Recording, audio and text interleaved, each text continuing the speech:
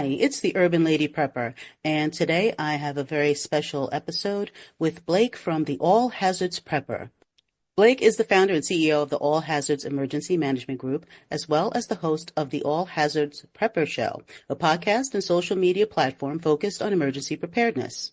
With over a decade of experience in emergency services, he began his career at 16 as a volunteer firefighter. He's been an emergency manager for over 8 years, serving in various roles across local government, education, and healthcare. He holds a BA in political science and a BS in security studies from East Carolina University. Additionally, he has earned numerous certifications in emergency management and safety, including incident command, emergency and exercise planning, safety program management, threat and intelligence analysis, security assessments, and hazardous material and CBRN response. He's also a graduate of the FEMA National Emergency Management Basic Academy. Blake is a proud Eagle Scout, which is where his passion for preparedness began. So thank you very much, Blake, for coming on to the show. And if you would like to add to that or introduce yourself. Sure, absolutely. Well, first, thank you so much for having me on today. I've been following you for a little while. Like you said, I am I host the All Hazards Prepper Show, which is a bi-weekly podcast whenever I get time to do bi-weekly, really making sure people get prepared, showing how easy it could be to do preparedness, and just sharing my knowledge and input in this world. I live, breathe, eat emergency preparedness. This is what I do for a living, and then I just go home and I do it some more through the podcast, or the social media platform, and through the recently launched All Hazards Emergency Management Group, which we'll talk about here in a little bit. But super glad to be on here today, and enjoying the conversation that we're about to have. Yeah, and thank you for reaching out. I have to say, I'm a little intimidated because I'm probably about twice your age, and you have got massive experience. You have the kind of experience that I would like to have, or that I feel that I should have more of. So to have someone on here with your kind of experience and knowledge, I think would be great for a prepper in no matter what stage they're at in their prepping experience.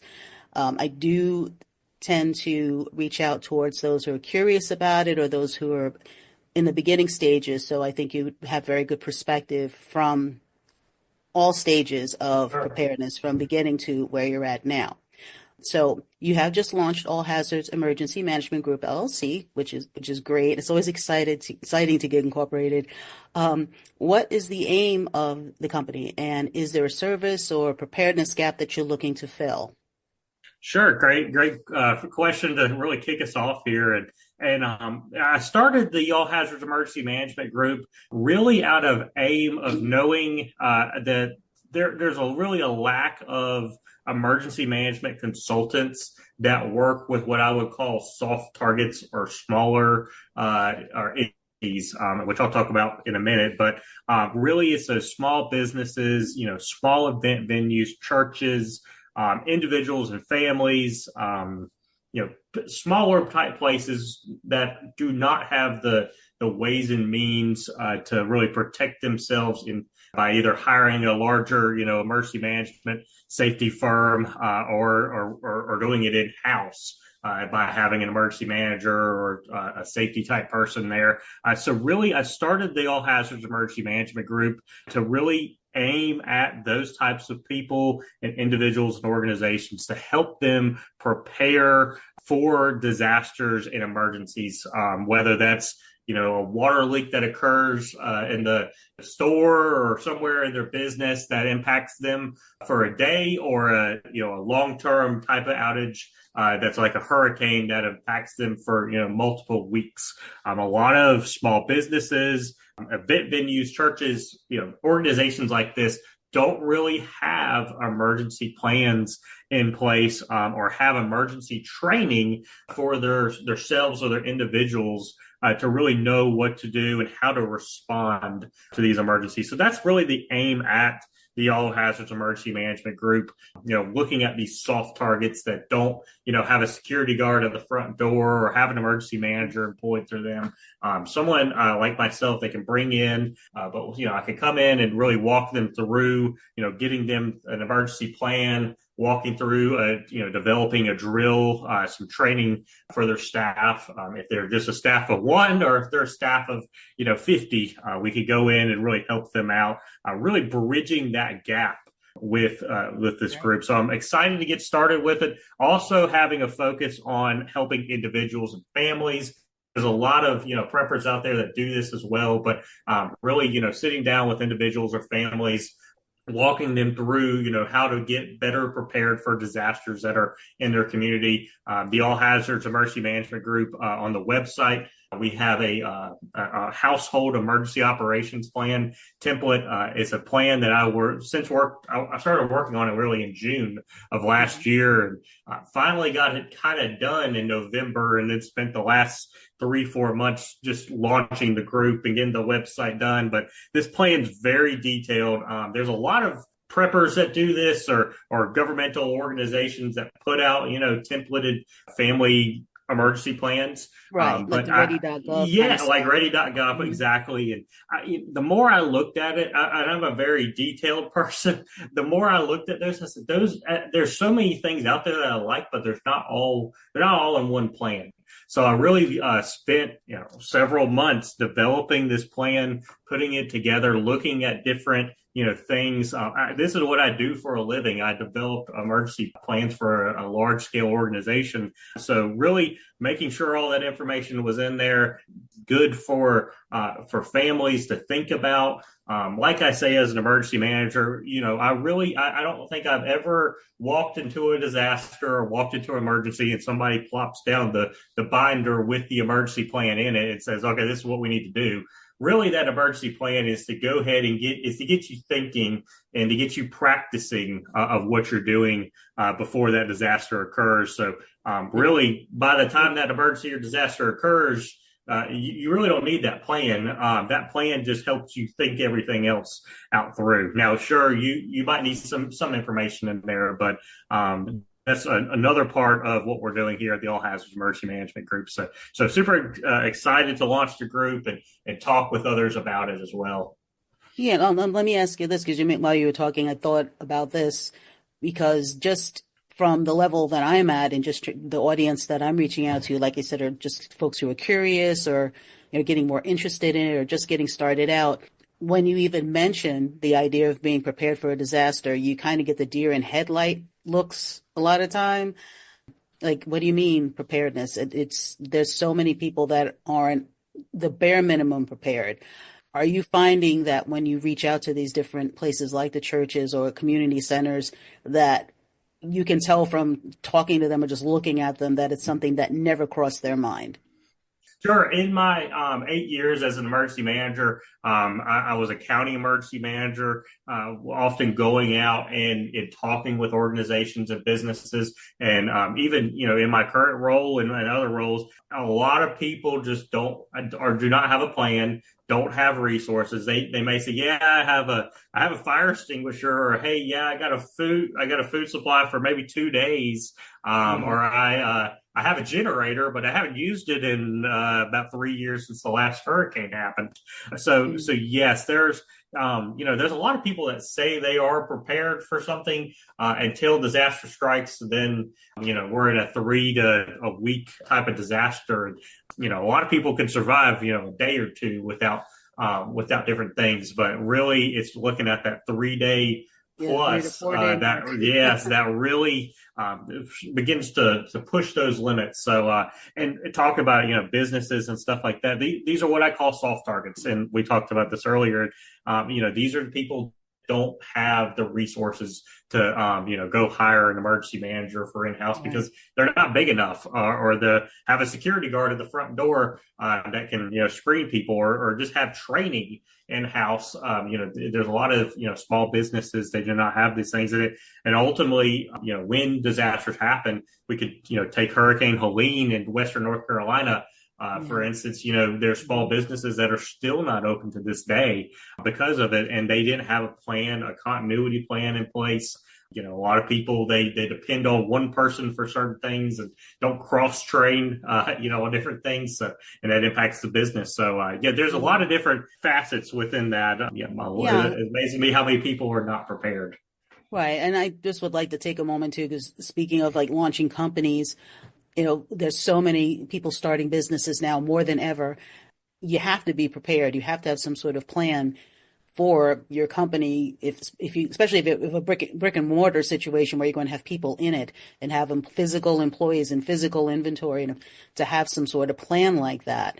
You don't really think about it, but as a business owner, you really have to take that into account, because a lot of times you're going to be responsible for other people. And Absolutely. Yep. that's something you don't want to take a chance with. Yep. But yeah, so clearly, my next question was, what was your ultimate goal? But it appears that the goal is you want to be that middle gap between not having anything or just kind of winging it, or the larger, more corporate type emergency Absolutely. management plans, Absolutely. Yes. which is great. I mean, is there a Yes. lot of guys doing that, or Not. That's what when I started the All Hazards, just a social media type thing. Then about 2 months into it, I got into the podcast type thing. And then as I've worked the last year doing this, I've also, I've worked with consultants, emergency management consultants before in my career. And all of them really focus on larger, government entities or larger businesses, corporations. You really not, they don't really want to deal with, a small business, because it's a small type of thing. It's not, it's kind of like a one and done, or, they're not going to make as much money, right? or It's not not have a profitable. larger, yeah, it's not as profitable. Exactly. So, I'm really looking to bridge that gap and help these people, these types of places have, emergency places, even thinking about, event venues. And by event venue, I'm not talking like a large stadium or something, but there's so many, little event venues now, Oh yeah, less than 1,000 people, that do not have an emergency plan in place for something, when something happens, their staff may not have training. They may hmm not know what to do. like the local lodges, or the little Oh, neighborhood event centers, your yes, little funeral exactly. parlors. Yep. Yeah. Yeah, and same thing with churches. A hmm great example of the churches is just the other Sunday in church we lost power, and during the middle of service, and there wasn't much of an emergency plan. It was freezing cold. Their plan was to prop the door outside to get a little bit of light in, because there's no windows, and that was about it. So yeah, Wow. it shows you, how ill prepared a lot of these smaller type organizations are, let alone, not talking about individuals and families, but people that, organizations that rely, or people rely on these organizations or these businesses or churches, especially for everyday needs, or especially during disasters. Right. Because one of the things that it's an upcoming blog and a podcast, is the idea of community and Mhm. case of disaster. And it's something that I'm sure that you could speak to with more knowledge and experience than I have currently. But when you're trying to get a community together, where will people think to gather if there's a disaster? It's either going to be the community center, or it's going to be a church. Absolutely, yes. So It you usually figure is. those are the two people that have to have some sort of, okay, well, if people are being flooded out, or if the power's out or whatever, if we're going to be the beacon because we're the gathering place, they Yep. definitely should have it more together. Yep. Exactly. Yep. In one of the episodes that I listened to, that you had done security studies. And yeah, I had to look that up. I had no idea what that meant, because that seems pretty broad. But can you explain exactly Sure. what that Sure. is, and what have you learned that you didn't know of? What was surprising to you? Because at that point, if I remember correctly, you were already in the preparedness business. You were already sort of on your way into the management part of it. So when you took these studies, you already had knowledge. But at that point, did you learn something new that you were like, oh, okay, didn't know about that?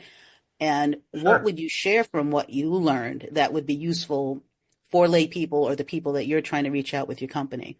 Sure. So I majored in college at East Carolina University, out in Greenville, North Carolina, in security studies and political science.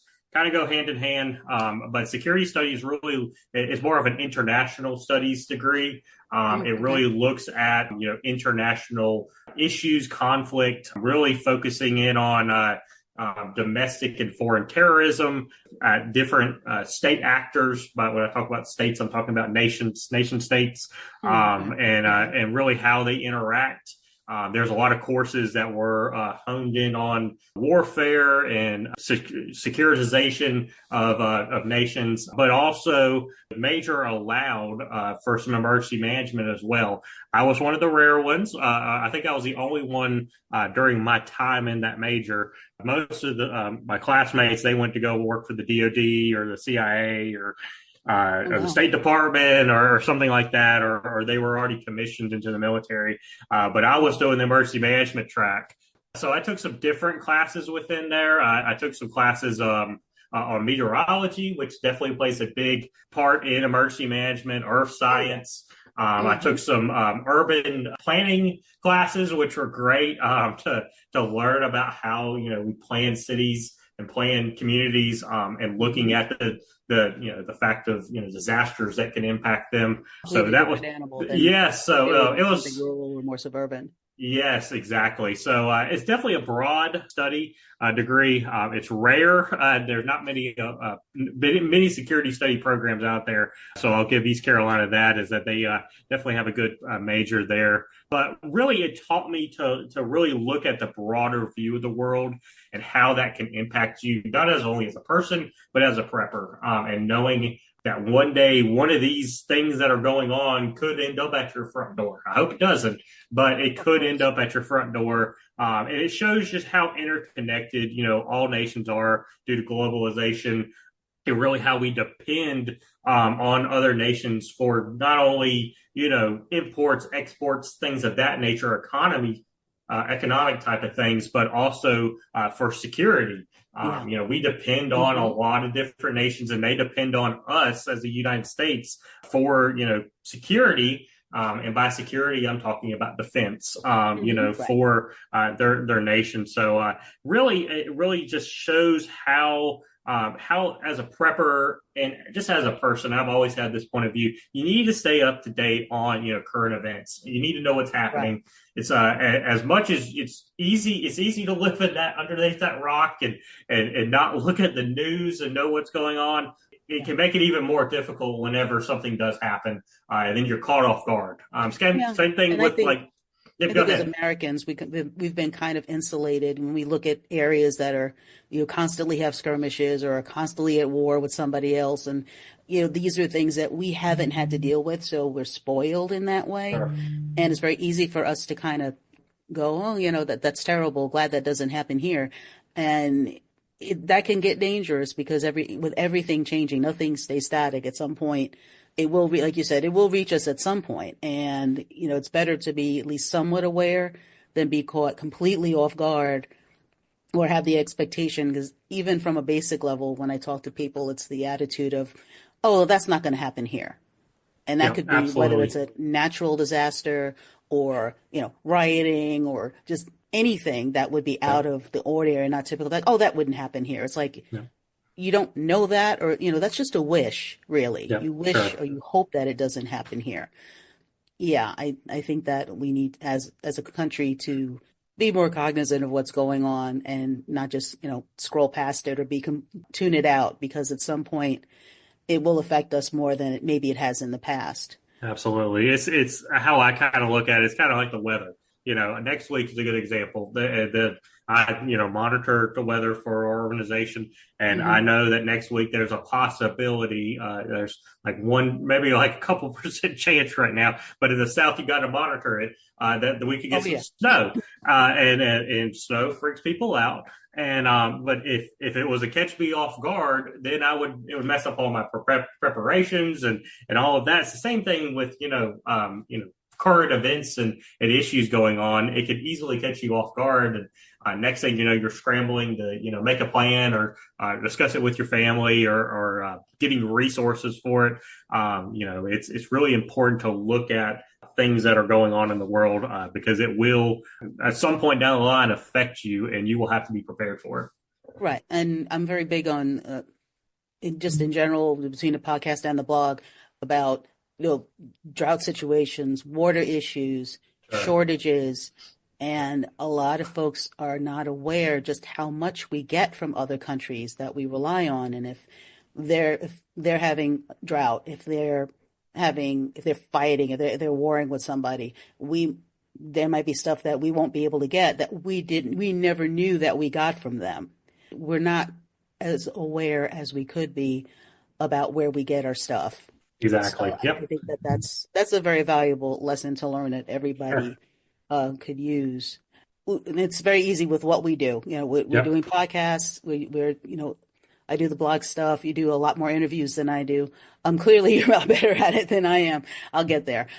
You had interviewed the last Prepper Standing, and he said something that I thought was very cool that kind of made me think about it, and I want to get your feedback on it. And he Sure. said, difference between influencer and advocate when it Yep. came to prepping. Yep. And I'm like, oh, well, that's a little gray. So, what is your take on that? Sure. Yeah. Considering being part of social media and, Yep. trying to run an actual business that means business. Sure. Yeah. Whenever he said that, it brought up a great. It made my mind spark as well as what are we? As prepper, people that have social media. I really think of myself a little bit of both. Whenever I really thought about that question, and I really started the show and started the podcast to really advocate. So I did some advocating on why it's good to be prepared and all that. I Mhm. definitely will say I wouldn't call myself an influencer because I feel like influencers are the people that are on Instagram and TikTok and all these places trying to sell the latest and greatest products, and that's not what I'm trying to do. And Yeah, I'm just right. trying to promote how easy emergency preparedness can be. Give my knowledge and resources as much as I can, and really bring in people who are fellow preppers like yourself, or people that are subject matter experts in fields related to prepping and disasters and emergency management, to really bring these types of people together and show what prepping is. Whenever I first got started, and I got a lot of family and friends and just people in general. Oh, you're a prepper. That means you're like that doomsday prepper from the TV show on National Ge-. No, Yeah. no, no, no, no. I know. Now, sure, I would love to be some of those people, but no, that's not what I'm trying to do here. I'm just trying to, Yep. be able to survive a couple week disaster. Yes. I'm not trying to go out and go. Sure, do I plan? Do I think about? Do I have some resources for Hmm. those, SHTF situations? Absolutely, but Yeah, you got to be prepared for that smaller stuff, for that medium level stuff before we get to that larger scale stuff. So to kind of answer exactly. your question, I'm kind of in Oh between. yeah, yeah, no, no, no. In It that, did yeah. because it just sort of that's exactly what I've been doing from the beginning because that's the first thing people think of when you say, "Oh, well, I'm a prepper," and they're like, "Oh." That's the first reference is Doomsday Preppers. And I'm like, the show was great. It reinforced for me, okay, I am doing the right thing. Now they're a lot further out than I am. But, explaining to folks, it doesn't have to be that hardcore. It's really not, because at the end of the day, regardless of the disaster, you're going to need the same basic stuff. So Absolutely. if you start from there, then you can kind of tailor it to what's most likely to happen in your area. Like if you're in a flood prone area, if you're in a tornado prone area, you can kind of adjust from there. But, you don't have to come out the gate with, 48 hours and, you know, an underground bunker and a school bus loaded with gas and supplies. It's like it doesn't have to. It can be that intense, and more power to them. Because I watching that stuff, I learn stuff all the time, but Sure. it's very intimidating for someone starting out thinking that if they don't have all this stuff, they're not going to survive. And it's just, no, it's not necessarily for an end of the world scenario. It's being without power for a week. It's being Yep. displaced for a week. And the example that I gave is that I had a burst pipe. I had a week without Yep. water. I was fine. Anyone else might have lost it. It's like, oh my God, water. you know. So it could be very basic. It doesn't have to be that extreme. And I think Sure. that kind of put in their mind that prepper people are just super extreme or super Rambo about it, and it's not the case. And especially with trying to reach out more to like single moms and single women who are even less Hmm. prepared, to think that no, you don't need to, to be Xena warrior princess to have the basics of prepping together. Yep, exactly. Yeah, that's Yeah. definitely great to do, and it's why I do it is really just to share my knowledge and get people on board with emergency preparedness. Yeah, and the thing is, when you say influencer and advocate, it's like prepping is just not sexy. It's not, no one's going to have a trending prepper dance, on Yep. anything. There's just a Yep. different light being shined on it, like you're trying to constantly, like you're saying, you feel like you're more selling something. So I don't know. I guess preppers, especially, when you don't have a super ginormous audience, there's no money in doing this. So I think clearly at this point, I'm Not definitely an advocate, yes. because you wouldn't do it. It's just like anything else that you're doing that's not really, you're not getting a whole lot of financial gain from it, is you're doing it because you want that information out there. You see how important it is. Yep, And exactly. that's what makes me passionate about it too, is that it's just the importance of it. And as we're getting more and more of these disasters and they're happening in places where they normally don't, folks just need to be ready. And I just want to shout from the mountain. It's like, you gotta be ready for just the most basic stuff, Yeah, and they're watching cat videos. yeah. So it's tough. Yeah, definitely over the last year, I've definitely had a few times where I'm like, I'm just preaching to the choir here. I'm not, I don't know if I'm getting across to anybody. And then someone says, oh, well, like a family or friend, came across a post or listened to the podcast and like, oh, I really like that idea. Or, I'm actually doing that right now. And then I'm like, okay, that's why it makes me more confident in why I'm doing this. Yeah, But I know. yes, That's, it's you did it definitely hard perfect. to not seem like you're preaching to the choir. Yeah, because I feel sometimes that there's a lot of prepper stuff out there, which is also very intimidating if you're first starting Yeah. to get into it. When I first started watching prepper videos, when there was a site that actually that had top 100 prepper videos on YouTube, 100. Hmm. How do you Yeah. not be intimidated by that out the gate, Yeah. There's a lot of us out there, and sometimes, Sure. yeah, it does feel like we're kind of in a bubble, just like yelling at each other. Why are they not? But yeah, I mean, I've had folks come up and say, you know what, I have a water barrel now. I'm catching my water now, Yeah. or they're growing something for the first time, or they're getting excited about gardening and growing their own stuff. And you figure, okay, well, we're getting somewhere. It's like, yeah, I got a flashlight, and this one works. Well, that's a first step. It's all about first steps. And, Yeah, and just it's getting just like folks that have a anything. go bag, even if they just Yeah. put a little go bag together, Yeah. and you make it sound like it's fun. It's like, oh, then it's a project. It's not Yeah. something that you're doing because the Yeah. comet's about to hit the earth. So Exactly. Yeah. it's It's getting. getting there. Yes. We'll Yeah. get there.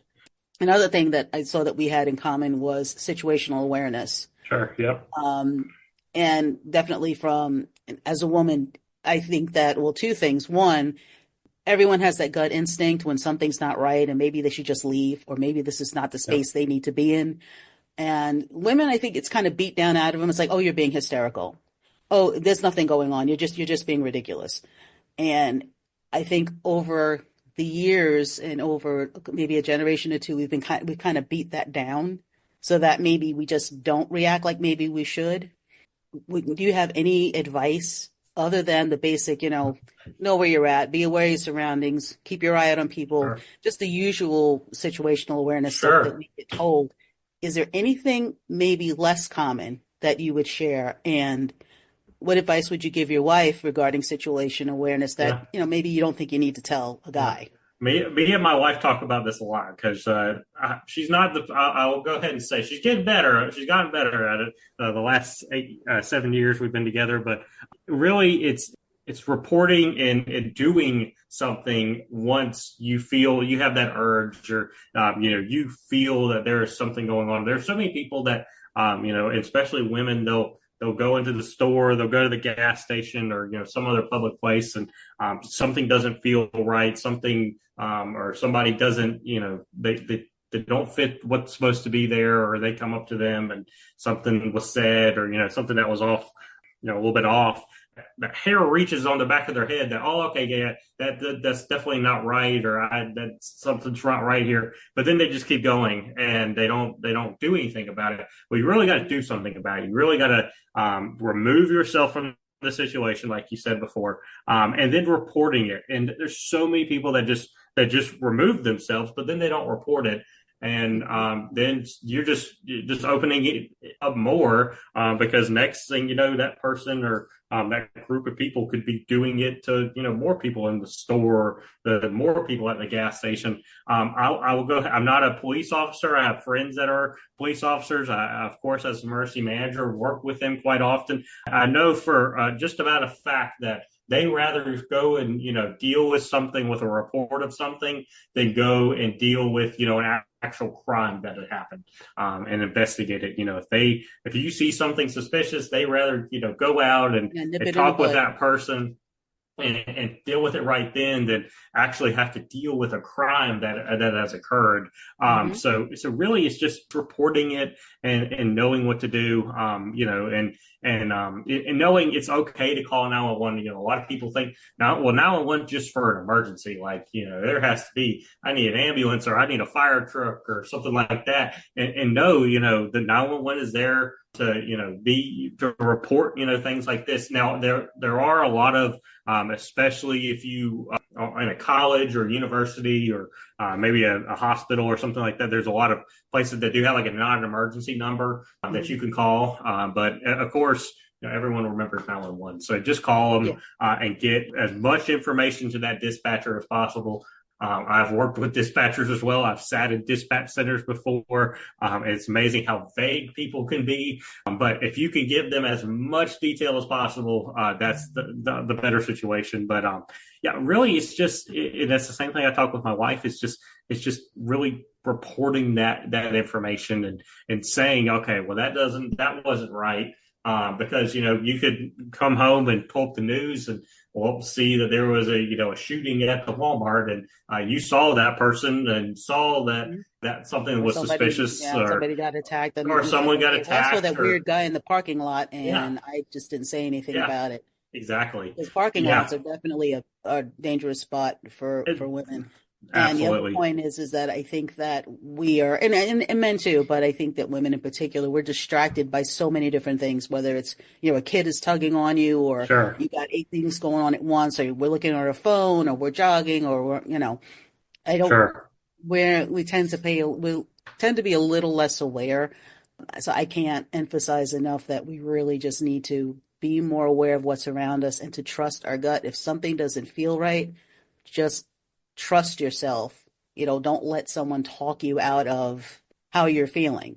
Absolutely. If you feel like you need to leave, if you feel like something isn't right, if you don't like a particular situation, and I tell them, it's like, it might, and we just have a tendency to go, oh, well, I don't want to be a bother, or they might think I'm crazy. You want to get where you want to go safely. And if you don't want to go in that parking lot because it's dark, or you're getting a creepy vibe, then tell someone, hey, can someone walk me to my car? Yep, And exactly. some women will probably back off from that and be like, oh, I don't want to bother anybody. Who cares if they roll their eyes at you? You make it to your car intact, and you get out of there. Yep. I think that that's important for us to do, because I think sometimes we don't want to be a bother, or we think if we're being standoffish to someone that we're getting a bad vibe about, that we're being rude. Yep. You're not being rude if you're trying to protect yourself. You do what you can to protect yourself. But I do have one question, since you brought up being familiar with the police. I think that when it comes to calling 911, and I think I'm kind of guilty of this too, there's so many people that not necessarily prank 911, but we hear those funny recordings where people call up because they're mad they didn't get their pizza, or you hear folks will say, oh, well, since they called 911 and it wasn't an emergency, they got fined, or they'll get in trouble with the police. What can you say to that? Because you just said, just call them. Can you just kind of let everyone know that, yes, it is okay? You're not going to get a $1,200 bill because you called up because this weird guy was standing in the parking lot and he gave you the creeps. No, I don't know of any municipality in the U.S. that would hinder that. Yes, of course, if you're calling 911 to just a prank call or something like that, and it keeps happening, sure, you're probably going to get a fine. But if you you have a legitimate concern in your community, that's what they're there for. That's what they're there to voice. Of course, if it's a broader concern, if it's you're at a community watch and you want to talk to an officer about happening in the community, or a little bit larger of a Or something more project or a general. scale, yes, or something more general, exactly. Call the police station, call the sheriff's department, or whatever your local municipality has during the day, and get them. They'll be glad to talk to you then, I'm sure. But no, I don't think that there's anyone in the U.S. that would charge for that type of thing. But you definitely just utilize that system that's there, and the tools and resources. A lot of, especially if you're on a university, or you work for a large scale organization that has a big campus.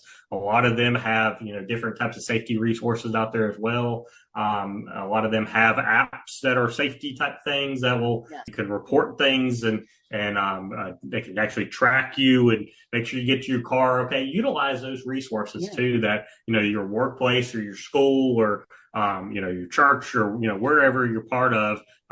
Those safety resources that are there to protect you, utilize them, and make sure that you're utilizing them appropriately, of course. But using them to really keep yourself safe while you're at that organization.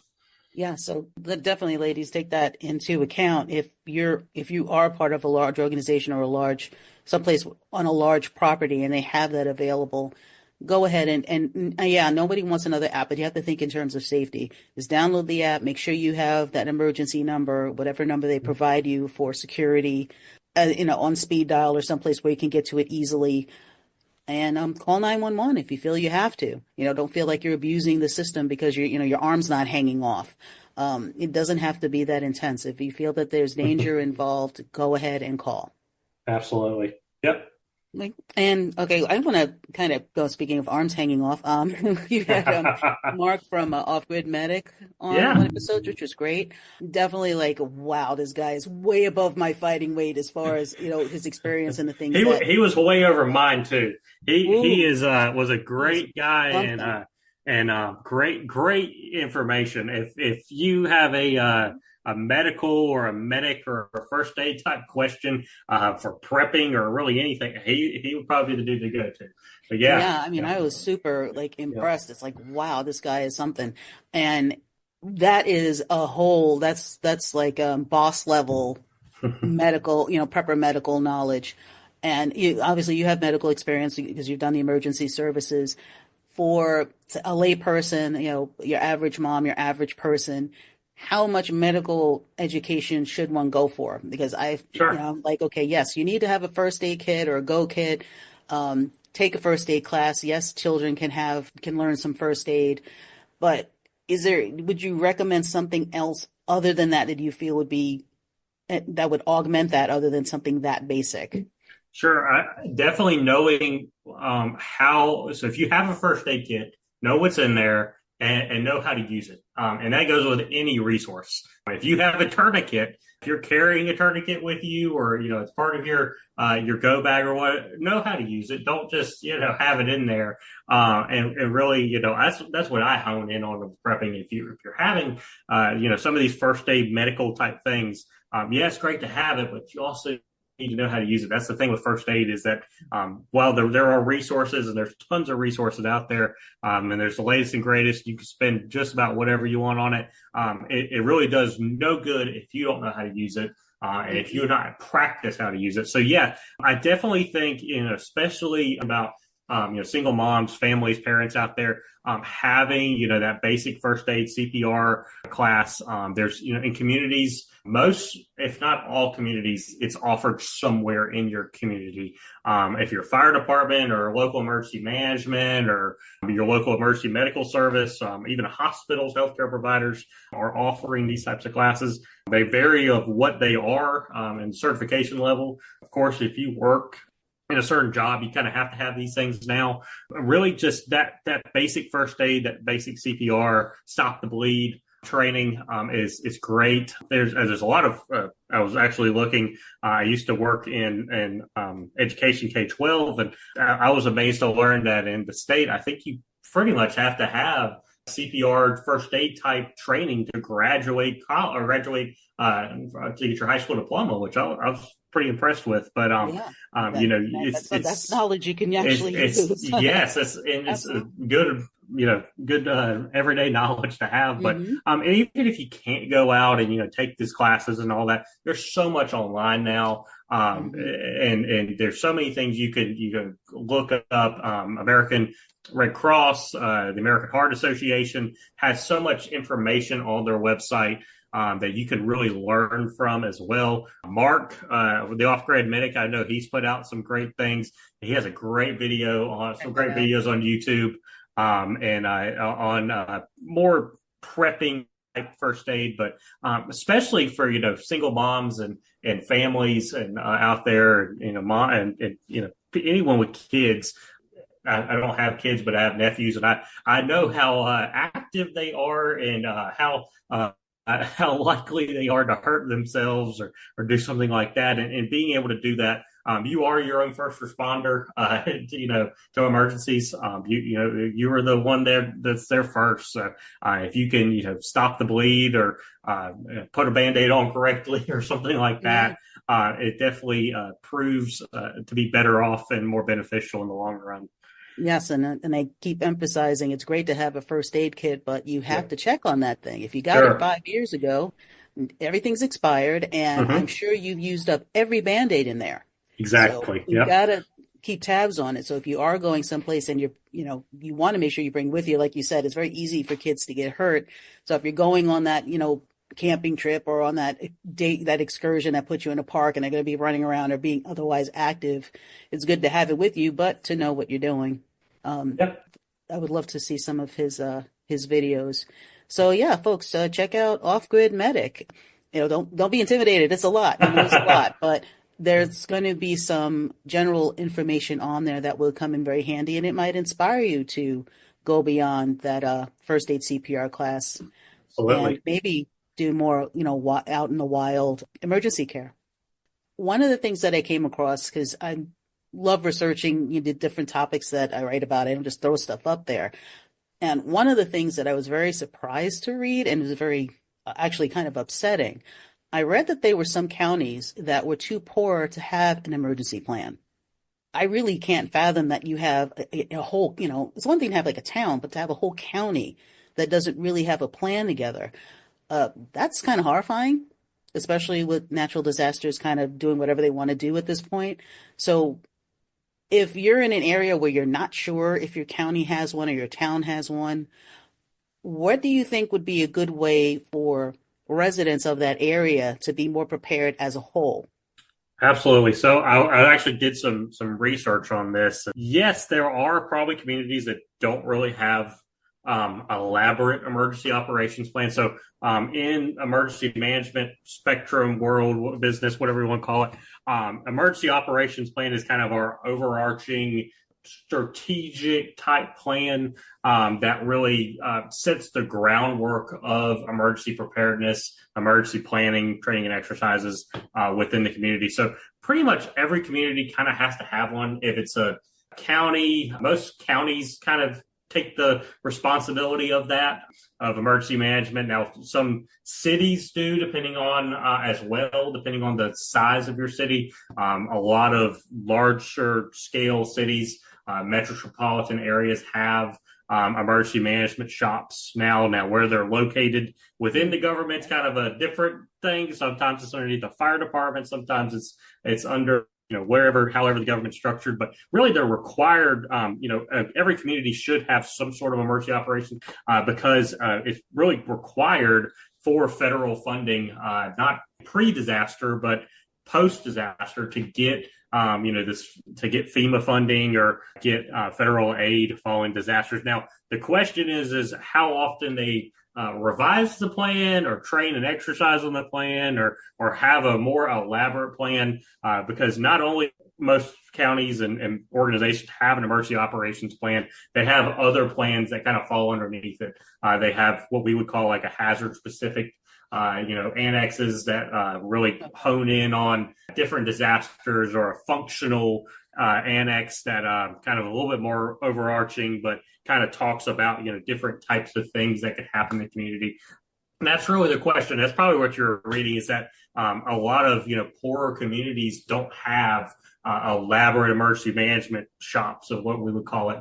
They usually under these communities is probably given to the fire chief or someone of that nature. And here, emergency management falls to you when FEMA shows up or whenever the state comes asking who does emergency management. You're it. So that unfortunately is kind of how everything happened, especially pre 9/11, but post 9/11, we've seen more emergency management.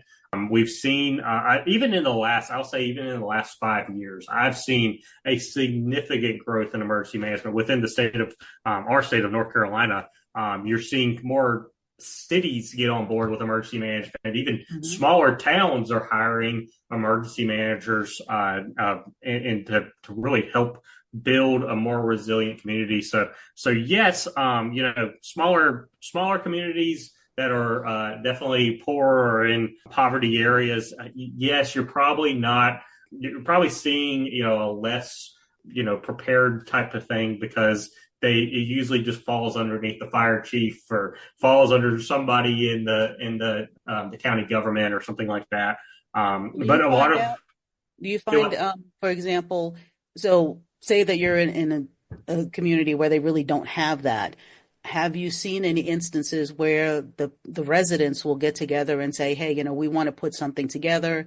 Either they did it through a community center or did it through their church to have the, extra water, extra food, or extra emergency. Have you seen anything like that? And if you have, did it work? Is it something that's sustainable? I have seen communities take up on the CERT program, which is a community emergency response team.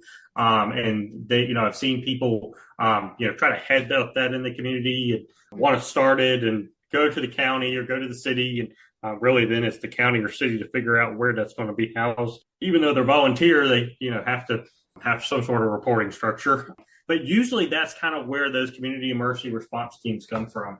And so if you're in a county, in a city, and you're interested in the community emergency response teams, most, counties today have some sort of CERT program. It may be large, it may be small, it may not be existent, but they have some sort of CERT program. It's not required by any means by the federal government or by states.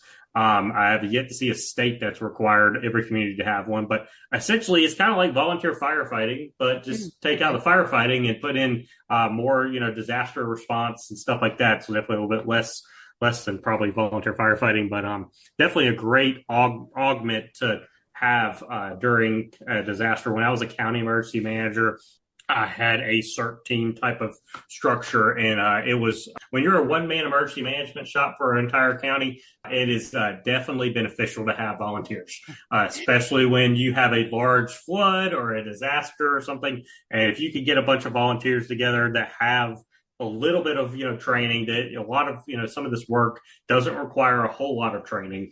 Some of it does, depending on what we're dealing with. But if you just need people to go put sandbags out, it's definitely a great thing to have and resource. But if you're interested in that, enough to kind of lead and be able to follow direction and give direction.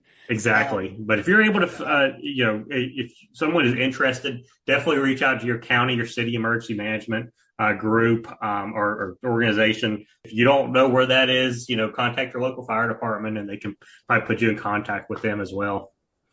Great. Okay. Because I would like to encourage people, especially, in these areas that are hard hit or have the potential to be, and they don't have a whole lot of resources, that they really do need to lean on each other. Absolutely. And just to feel like they have a way to do that that's actually productive and they could be proactive. So yeah, that's definitely gives a good starting point. Absolutely. And my last question is super basic, and I believe it was Sean from Home Solutions who brought that up about folks with generators. Mm-hmm. Now, of course, not everybody can have a generator. Like if you're someone who lives in an apartment or if you're renting, you might not be able to have one. But just in general, because he had said something about how he's bad with math, and I'm probably worse. I'm speaking of Sean from Prepared Home Solutions, and he was a guest on Blake's show on one episode, and he had mentioned that knowing what it is that you want to run on the generator dictate the one you get. And I have the formula that he gave was great, but from a very basic standpoint, for someone who's like, okay, I know I need to get one of these things, what would be the bare minimum generator for, like, say, a small house? Sure.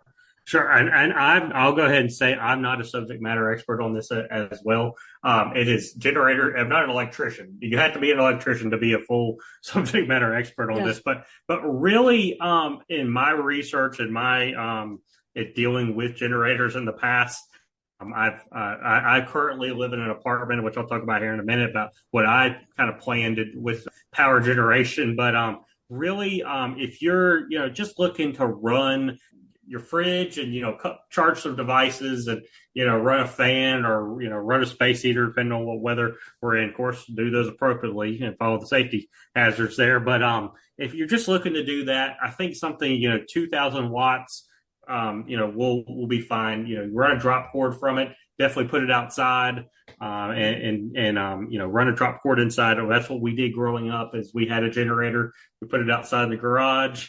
When the hurricane or snow hit, we had power outage. We just run a long drop cord out into the kitchen, and then run it to the fridge, and then everyone huddled around the one power source inside that, or the one strip inside that we put in charge your devices and stuff like that. But if you have the money and you have you're going to live in your home or wherever you're going to live for a while, definitely a whole house generator is great. I will say they are very pricey. Yeah. My dad priced one just the other couple months ago, and he called me. He's like, Blake, this is crazy expensive. I said, yeah, they're really expensive, but I mean, it's the peace of mind thing. It's like, I Oh, know yeah. whenever, in the middle of the night, that thing's going to kick on, and I'm going to have power. I'm not going to have to go out there and fight with it and pull the generator out and, run the cords and keep putting gas in it.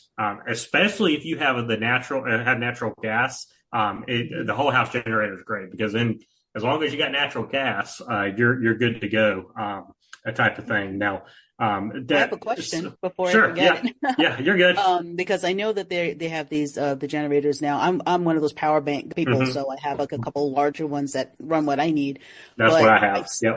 seen they do the trick, Hmm.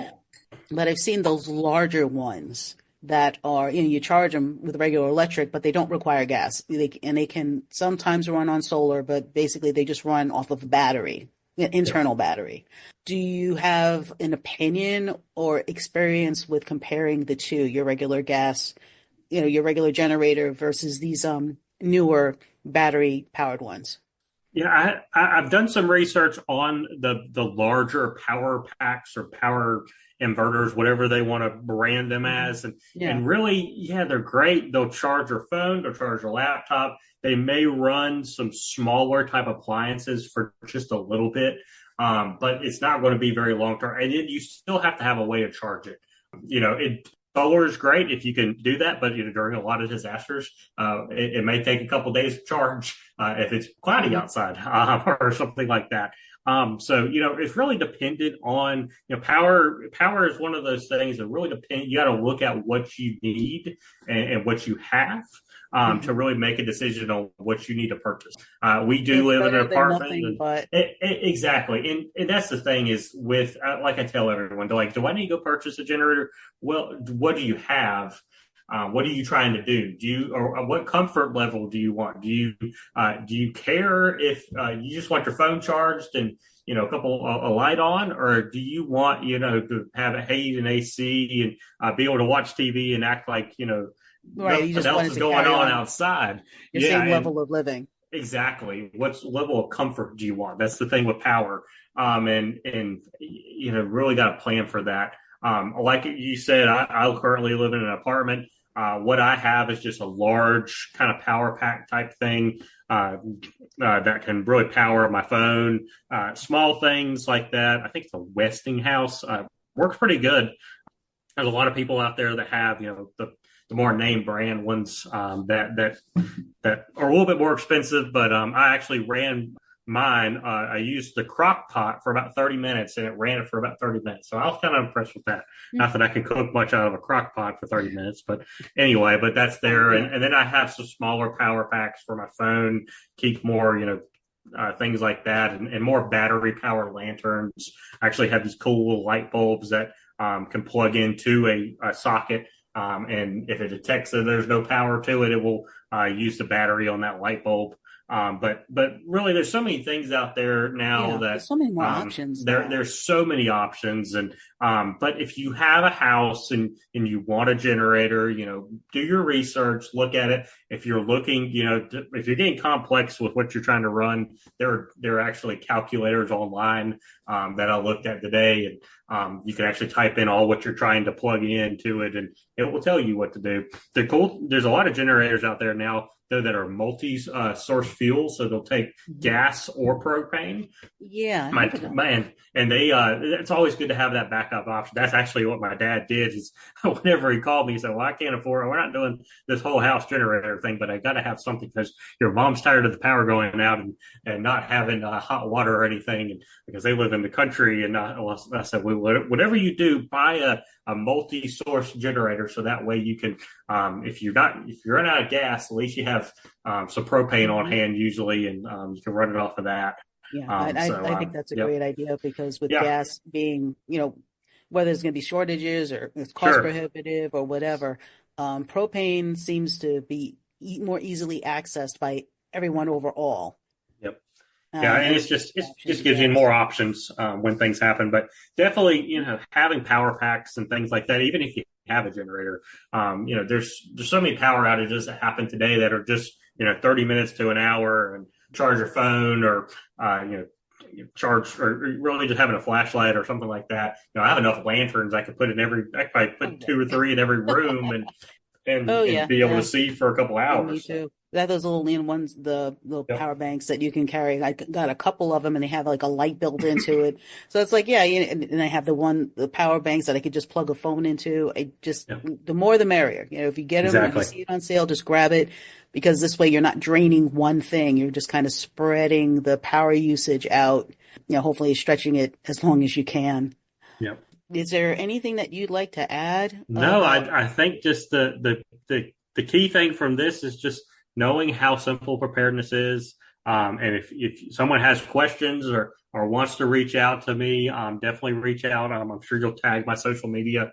You can email me, theallhazardsprepper@gmail.com. And I do that as well. I'm on Facebook, Instagram. I'm on X, YouTube.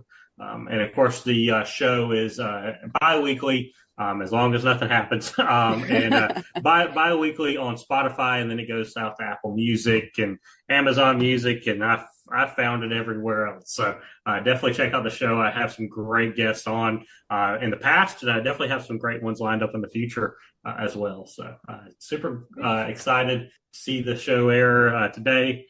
Glad to have the conversation with you. Yeah, well, thank you. And I appreciate you sharing your knowledge and your experience, because I think it just gives a range and just shows what it is easy to get into. You can get into prepping. It can be accomplished. You don't have to go crazy. There's just so many opportunities to be prepared without being extreme about it. Exactly, and that improves the comfort level. It makes people confident that they can do it. So I appreciate that. And I will be talking to you soon. Thanks so much, Blake. Yes, thank you. All right, take care. Stay safe. You too.